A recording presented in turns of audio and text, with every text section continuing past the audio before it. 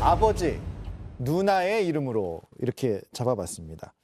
그 화면에 나온 건 이제 유아인 씨죠.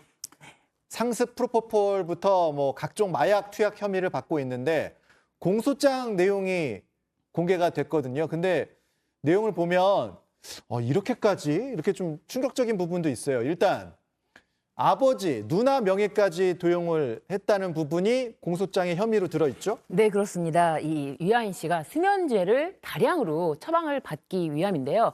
본인의 이름으로 처방받을 수 있는 양의 한계가 있으니까 2021년 7월부터 2022년 8월까지 40여 차례에 걸쳐서 뭐 아버지, 누나의 그리고 뭐 다른 지인들 총 6명의 명의를 이용해서 예. 수면제를 처방을 받았다고 합니다.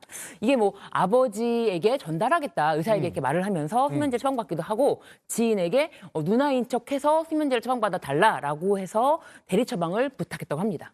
이렇게 지금 쉽게 대리 처방이 가능한 것도 정말 문제 아닙니까, 변호사님? 우리나라에서 어느 순간부터 대리 처방이 손쉬워지고 의사들도 친분이 있으면 다량으로 약물을 처방해주는 경향이 생겼는데 마약 범죄를 유발하는 상당히 중요한 대목이라고 할 수 있습니다. 예. 마약류는 크게 마약, 향정신성 의약품, 대마 세 가지로 나누어지는데 마약의 대표적인 예는 아편, 코카인, 펜타닐을 들 수 있고 향정신성 의약품, 즉 향정의 대표적인 예를 필로폰, 프로포폴로 들 수 있습니다.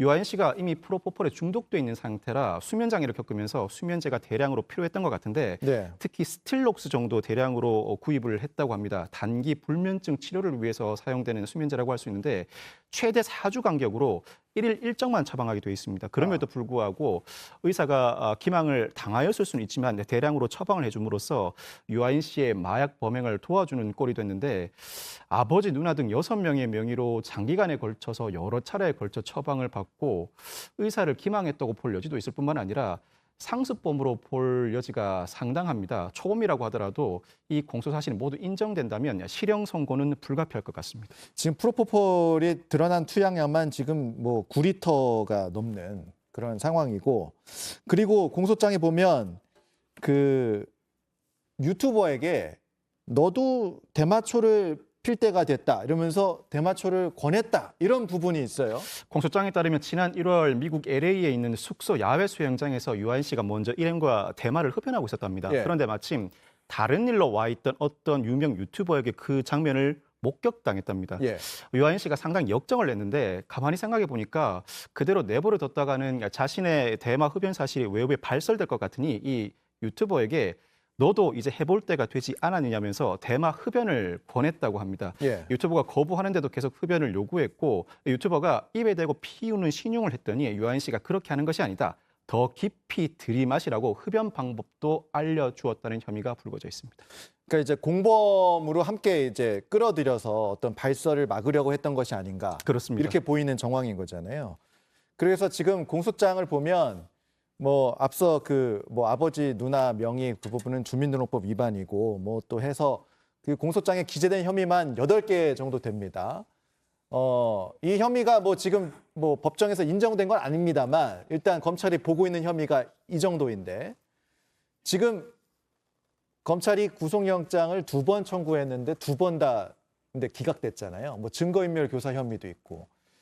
이 정도면 왜 불구속 결정이 났던 것인가 이런 의구심도 저는 조금 들긴 하거든요. 변호사님 어떻게 보세요? 네, 맞습니다. 5월하고 9월에 구속영장 청구를 했는데요. 예. 이 재판부에서는 이 범행 관련 증거가 전부 확보가 된 점, 그리고 뭐 대마 교사, 지금 말씀드린 것처럼 뭐 너도 한번 해봐 이런 거는 어떻게 보면은 그 사람이 자기는 원래 안 하고 싶었고 자기는 사실은 피우는 신용만 했고라고 그 사람 진술에 의해서 이제 공소장이 작성된 부분도 있거든요. 그렇기 때문에 재판부에서는 당시에 대마 교사, 뭐 증거인멸 교사 부분에 대해서는 다툼의 여지가 있다라고 봤고 동종 전과가 없다는 점에서 구속영장을 기각을 했는데요. 예. 사실 연예인 마약 관련 사건에서 부속 수사가 된 사건으로 이 돈 스파이크 사건이 있거든요. 이 사건과 비교를 해보면 좀 더 이해가 쉬울 텐데요. 예. 이게 마약의 종류입니다. 종류인데 돈 스파이크는 필로폰이고 뭐 투약 방법이라든지 뭐 장소라든지 그런 게 이제 의료인에 의한 것이 아니고 뭐 자신이 직접 한다거나 이런 방법이고, 유한 씨 같은 경우는 프로포폴인데 뭐 그것은 아무래도 의료인에 의해서 투약 행위가 이루어졌고요. 그다음에 투약 횟수, 그거는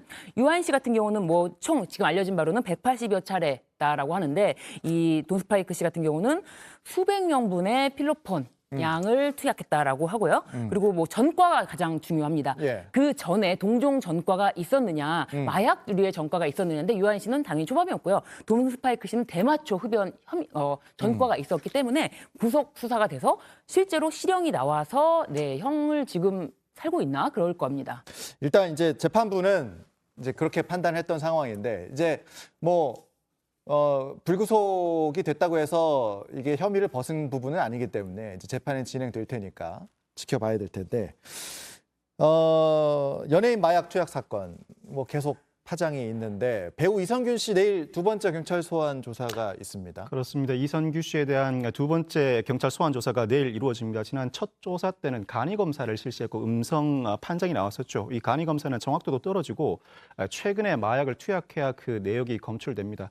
일단 이선균 씨에 대한 모발, 소변 검체를 국과수에 보내서 정밀 감정을 의뢰해둔 상태인데, 통상 마약 수사는 처음 불러서 간이 검사를 실시하고 모발 등을 채취해 국과수에 보낸 뒤에 그 결과가 나오면은 그 결과에 따라서 피의자 신문을 진행하는 것이 일반적입니다. 그럼에도 불구하고 아직 그 결과가 나오지 않았음에도 내일 두 번째 소환 조사를 한다는 건, 그렇네요. 경찰 입장에서는 이 관련자들 진술, 메시지, 정황 등에 미뤄보면 이선균 씨가 마약을 투약했다는 사실 자체는 상당 부분 혐의가 인정된다고 보는 것 같습니다. 결과가 나오기 전에 먼저 피의자가 어느 정도 인정하는지 두고 보면서 일종의 기회를 주는 것이라고 할 수 있습니다. 결과와 무관하게 이 당사자의 진술에 따라 수사의 향방을 갈라보기 위해서, 즉 수사의 향방을 결정하기 위해서 먼저 소환 조사를 진행하는 것 같습니다. 알겠습니다.